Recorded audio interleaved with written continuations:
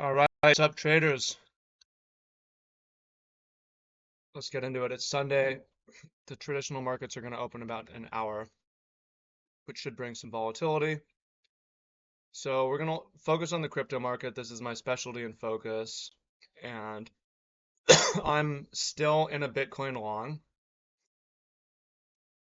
I'm holding it. We're going to evaluate that right now. I did actually add to it up here. I got a really great entry on my add-on. I added right here. And I added right here because of where it was on the chart, and also because at the time funding rate was still looking pretty good. So I added right here, and so far rewarded for it. I haven't taken any profit anywhere. There may be some opportunities to do so, but it's all good. So the first thing that I'm noticing about Bitcoin is it has extreme relative strength. If we look at Bitcoin dominance, well, I don't know, extreme. I mean, Bitcoin dominance is just continue uptrend, and it's been strong locally as well. So if we look, for instance, if we look at Bitcoin, we had this pump from Friday. It has not retraced at all. It's formed a huge gap, and price is just waiting over the gap. It's the weekend, right? But on the other hand, if we look at ETH actually looks pretty good too. It hasn't retraced very much either. But if we look at alts were outperforming, but they actually gave up most of the Friday pump. They've recovered somewhat, but they retraced mostly. If we look at others actually retrace the Friday pump 100%, entirely retrace the Friday pump. Since recovered a bit, but yeah, that whole gap got filled just about. So meanwhile, this is what the others look like. This is what Total 3 looks like. Red day. Bitcoin is this really tight flag up here, so I like being in this strong asset. And it might not work, but I like the idea of this large area acting as a support and not being given up. It may or may not happen. I mean, it might just puke like this one puked, or puke like that one puked. It's certainly possible. It's certainly possible, and we're going to look at the funding rate for more evaluation on that. But my idea is Friday, we're just pausing over the weekend, and not retracing is pretty good. But Friday, it's going to look like this day, or maybe one of these days where we dig into it a little bit, but just continue on higher. Now, something I will point out is short hedges. I didn't take these trades. Those of you guys who are in my private community, these are computer generated signals with backtesting. And you see it yesterday at the close, 2 p.m. Hawaii time, peak sell on Matic and peak sell on NKN. I haven't looked at HOT. I'm actually interested in HOT. Let's just take a look at it. What is HOT?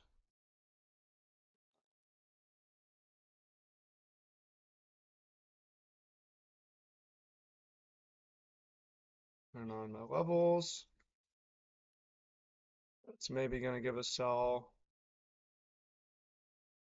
So it did give a sell on what, Matic and on NKN. So let's go take a look at those. I chose not to take them. I was asleep or just doing other things. I didn't get there in time. Wouldn't have gotten a good entry on Matic, but there's a couple things to keep in mind. So Matic gave the sell signal right here. So it's amazing signal. These are really good signals that the system produces at times. So it could have been like 2% stop and just get out at the low of this day. And a quick 3R. I didn't take it.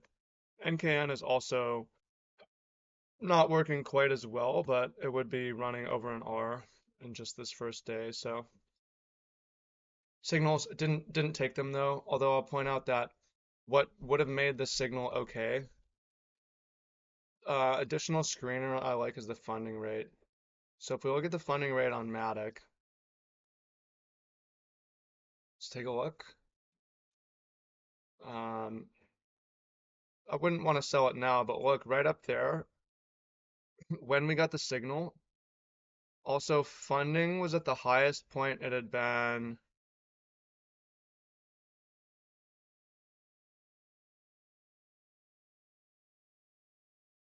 in months since here, and there was a sell-off that happened here. Okay, not months, a month, July 14th, over a month. So funding was super high, and that made it a good short candidate. But again, I didn't take it, and it's okay. Now NKN, let's take a look.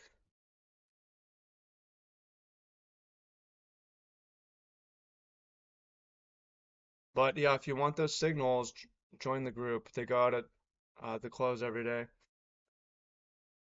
NKN doesn't have as much liquidity, so it's just less clear what's going on here. But we do see elevated funding, which would have, or at least positive. Yeah, you see anytime funding went really negative, especially right here, price just continued higher. We got that at the bottom too. So I'm going to be on the lookout for more opportunities. Um, yeah, so I will be on the lookout for more opportunities. Oops, I want to see the funding rate on hot. But we need to take a look at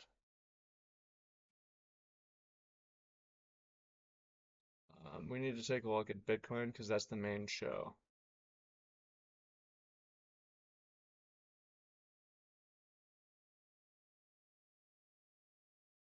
Yeah, same deal would have been shortable.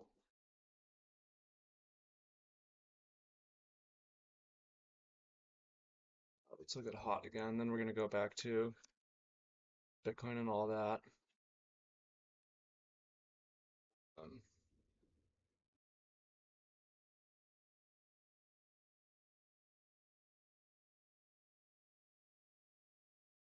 so the monthly was all the way down here though. But yeah, I mean, maybe that. Anyways, let's move on from that. So before we go back to Bitcoin, I want to frame it with the other investment assets. Gold is pushing all-time highs. It's been grinding higher and higher. Silver's been pushing higher. US 2000, very strong looking. US 30 could hit all-time high this week, tomorrow possibly. It's so close. US 100 is a little bit weaker. US 500 also very near all-time high. JP225 was recovered, serious recovery. So let's look at US 500 on the weekly. That looks, I wouldn't want to fade that, right? To me, that pullback, that's like a spring. It's acting like a spring right now. Um, yeah, I wouldn't want to fade it, and I still like the idea of Bitcoin following. Let's look at the money supply. You can see it's finally starting to crawl upwards again. It peaked in 2 years ago. That was so crazy. 2020 was so crazy. They printed like 25% of the money in a couple years. It's so crazy. Okay, well, it's starting to creep higher, so liquidity looks good. Let's look at inflation. See, it's spiked to almost 10 and it's been coming down. It's a little bit sticky, but I mean, it's staying around this 3 level.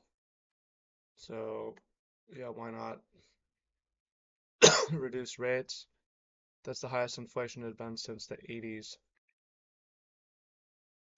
Maybe we get a second push. I don't know. We'll see what happens. Um, Now let's go to Bitcoin. So Bitcoin as well looks like a spring. I mean, we need to look at the funding rate, but and we could we could pull back, but I mean, take a look. So many people are just like thinking that this pattern needs to continue, right? Until it doesn't. So many people are saying August needs to be bearish. And maybe it does, but it's not yet. Oh, sorry, September needs to be bearish. It's not yet September. We've got 6 more days. And I don't see why that needs to repeat. Now, for Bitcoin itself, we formed this weekly range. We broke out of it. We're holding over it. And we haven't hit a major target yet. A major target is just a weekly or a monthly high, some kind of swing high. The next swing high is $70,000. It seems likely we go there. And if we start taking highs, FOMO's going to enter, and we should have new all-time highs. What's the all-time high I'm aiming for? I don't really have one, but I mean, 100 is a good number. It's not crazy far from here. I mean, it is almost a 50%, 40% pump rate from 64 to 100. Yeah, it would be a pretty big pump. We'll need to look at the funding. We're going to come back to that in a minute. But locally, what are these little lines I have? I just have these for myself for like, I might like to add at these places. If price comes down here and pay attention to it. Or I might like to TP at these highs also. If I happen to be watching the chart when that happens, can kind of scalp it. But also mark a couple random swing highs. But to me, these aren't really swing highs. I mean, the major high would be again 70,000. See prices creeping up into the open. So, well, let me talk about my stop loss, then we're gonna look at funding. So my stop loss is this white line at 61,800. Although if certain things happen, I would potentially get out earlier. I like the 61,800 area because there's a lot of longs building up in here over the weekend, and I would be okay with it being flushed out. I would also be okay with the weekly breakout being retested. But if we come all the way down here, that means this weekly breakout failed. The weekly breakout retest, yeah, the weekly breakout failed, and now we're going back into the previous weekly high. And at that point, it's not a great place to get stopped out, but like the trade's kind of dead at that point to think that we fell back into this range. Now it's a deviation and we're potentially headed lower. So my stop's at right now 61,800, and I would potentially want to add on at 63,400. I don't think I would want to add at 63 or 62.6, but I have those lines there just to remind me that to not panic exit if price does come down there and to evaluate. Now let's look at one of the most important things, which is the Bitcoin funding rate. So if we look at the funding rate on Bitcoin, take a look at a couple, I like to look at a couple different measures because Coinalyze and CoinGlass give um, different measures, but Bitcoin, the longs have re-entered, so I have to be careful here and it's a little bit dangerous. Where now DYDX actually is heavily long, but the market itself still looks somewhat healthy in terms of it's more neutral, but there's still a lot of shorts on a lot of coins. We did see a spike on this chart on funding rate, a pretty significant spike, highest since May.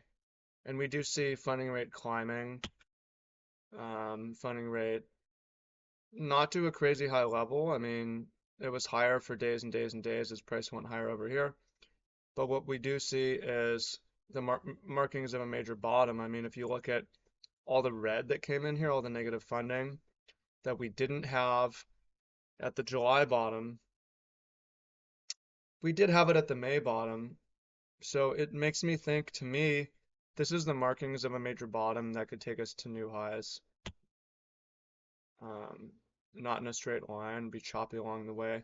We can see on the 1 hour that since we got up here, funding has ticked up. It's not crazy high. I mean, it was higher actually in here. I mean, it's back to a more neutral level. It's not as advantaged for longs though. But if we go to a higher time frame and zoom out a little bit, we can see the markings of a major bottom. Not only did the main bottom offer something nice in terms of negative funding, but each pullback funding really went negative, and even on some of the rallies, funding went negative. And again, we didn't see that in July. The July bottom, we saw a little bit of the May bottom, but a lot more, which makes me think this will be a bigger move than we got in May. And it's reminiscent of what we saw in this August of the previous year, where we got a sustained period of negative funding before a large move up, before a big markup in price. Now it's possible, if we look back here, we have a negative funding regime and price failed to make new highs. So it does matter with spot demand. Is the US government going to come and dump? The ETF's helpful. The ETF going to pump the market? So funding isn't everything, but it looks decent for continuation, for a bull market continuation. So we'll see what happens, but I'm sticking with it for now, and I'm gonna be monitoring it, not necessarily that closely because I'm starting working on the boat this week, but yeah, I wouldn't at this stage I would have closed my Matic long anyways if I was in it, if I trade it perfectly, which I did not. Rare is one that I've been watching. And NKN, I would also be a little bit cautious here and probably just close them because we swept this. And one of the reasons I didn't take these signals is because I'm bullish on the market itself. So even if I would want to sell these assets, mm, maybe wait for a better opportunity where there's a really prolonged trend. Look though how good these signals are. It said sell on NKN, and it's the first red day after 9 straight green days. Same thing for Matic. Matic had 9 straight green days, and then we got a sell signal and a big red day came in. So really like that system and just have the choice to choose between good setups. Now, one thing I'm going to comment on Bitcoin, whether it works or not, buying at 54 would have been pretty good, right? But it was pretty easy to get stopped out on a pullback to 49. The amount of volatility that was in the market here was crazy. And it was almost better to get an entry somewhere in here at a higher price because you could run a tighter stop. And running a tighter stop allows you to have more size. So when volatility contracts, it's actually considered quite a large opportunity.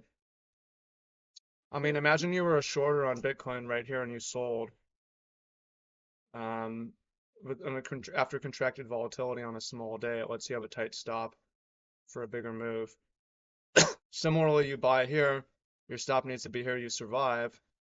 But if you were a buyer on this small day and ran your stop right here, that would allow you to run a lot more size potentially. So volatility contraction is an opportunity,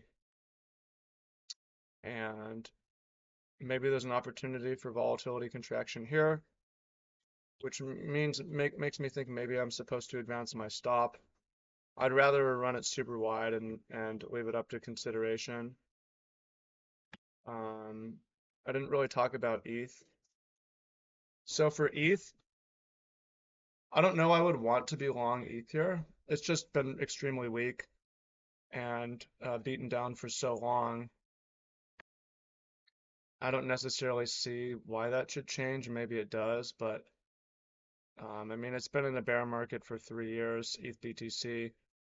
Well, I guess we had a little bull market here, so maybe for 2 years it's been in a bear market. And I don't know, it just feels like something's wrong with it. It's so much further from all-time highs. It's been a lot weaker. But the key thing for ETH as well is people are waiting to see this. We want to see it close over 2,800 or 27.83 to think, hey, continuation, because otherwise this is a potential failure. But volatility is contracting at the high, which would be an opportunity to either be long or short with a tighter stop, depending on what you favor. But for me, I'm favoring upside continuation. And yeah, if I was in shorts, I would be out of them right now. Just take the small piece, waiting for a signal in the market itself. There's not really a signal in the whole market. I know people are looking at something like this. Well, we're pretty close to breaking this trend line here, which could cause prices to go much higher, possibly. Others not looking quite as healthy, but I'm not shorting alts, right? I'm not logging alts, I look to short alts. Still, it's at some point something different is going to happen, and I'm favoring that this low is when something different is going to happen, which is we at least retest an old monthly high, if not take it, but anything can happen and always can happen, so yeah, be careful out there trading. Much love, y'all. Peace.